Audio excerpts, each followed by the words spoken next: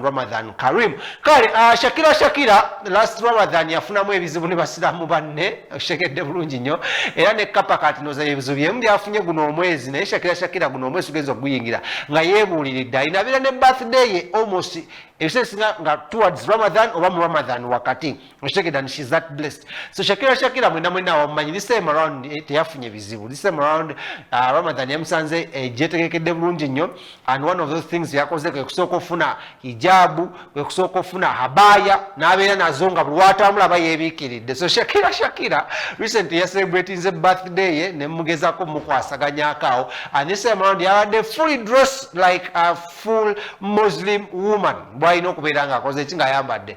Shakira yogola abasinga manyi she's a fashionista. I think mubatu comparing tujja mu comparing n'abantu nga ba Cardi B, ba Rihanna, ba Nicki Minaj. Okitegedde era yakulira nnyo side zeri mu America kati ebimu ku byayogedde agambye abazadde mbulirire nnyo abaana bammwe n'ebintu mu madiini gaabwe n'ebintu enzikiriza gye mukkiririza because abantu bajja bamistakeninga okitegedde babalye bashegede babavube olwokuba muno bo tebakulira mu kimu ddiini naye nga ate eddiini bagimanyi naye ng'ennyambala tebagimanyi. So Shakira happy birthday twayogeddeko naye ku nkuza y'abaana nengeri gy'asuubira okuba ng'akuzaamu omwana we nga ye Shakira n'atugamba muno first of all ye yakulira nnyo ku saidi ya maama we naye yakula nnyo ne mukwano gwa maama we. So mukwano gwa maama we yali so American nga bino ebintu by'eddiini bino tabigenda nnyo kitegeera nnyo naye we yakomawo she had to get to know Chalo Muslimu ayambala atya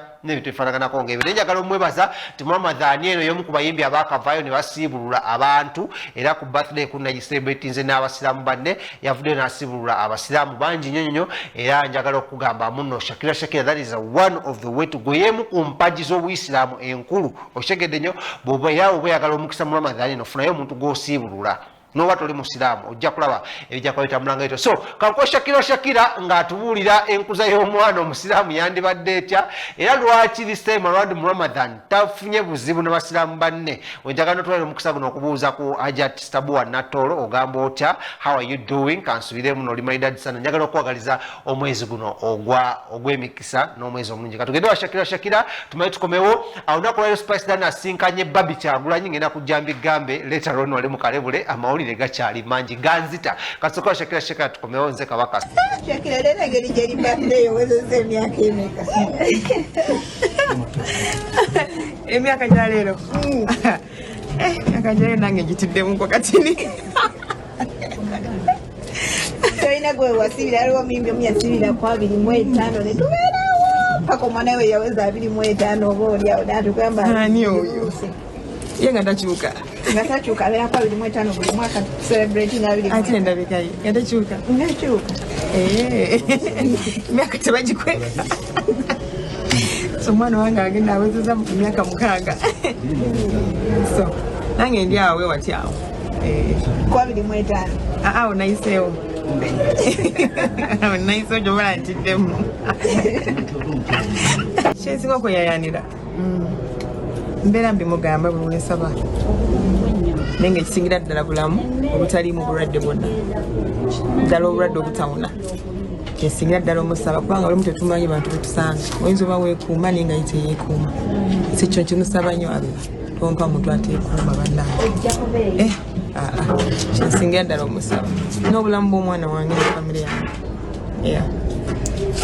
obubaka bw'obusembayo eri bafaani boona oba oliawo n'abasiraamu banaye abasiraamu baagala nnyo kuba nkimanyi nonjagala nnyo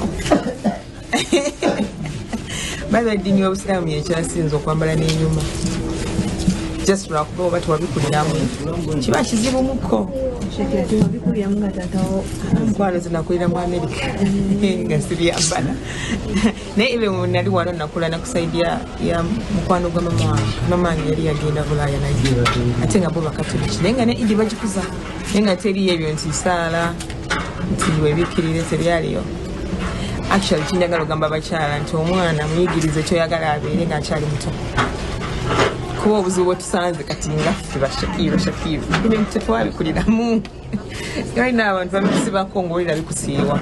So basiraamu bannange mweyongera okusiiba ala weyongera omusaba kyoyagala waba kusoboseza yamba kubosobola yamba atakusoboseza musaba obusobozi ntimubale nnyo kwagala Shakira Shakira. Has been Shakira Shakira for you. This time around I want to congratulate you so much because you've represented abakyala abasilamu, one of those things atali ebyakusula muzibu, but kapa kati ayinamu obuzibu n'abasilamu nabamusanzemu obuzibu. So n'olwensonga eyo kansooke mbabule ku Harold Travel Consultants bano bakafulu mu kutambuza abantu mu mawanga gonna from Uganda, East Africa, Africa and world over. Bwe oyagala beekwasaganyako bagenda kuba bakwasaganya mu nsonga za visa, mu nsonga za passport, mu nsonga z'ewokusula ate tebakomokoka n'ebyennyonyi nayo babikwasaganya.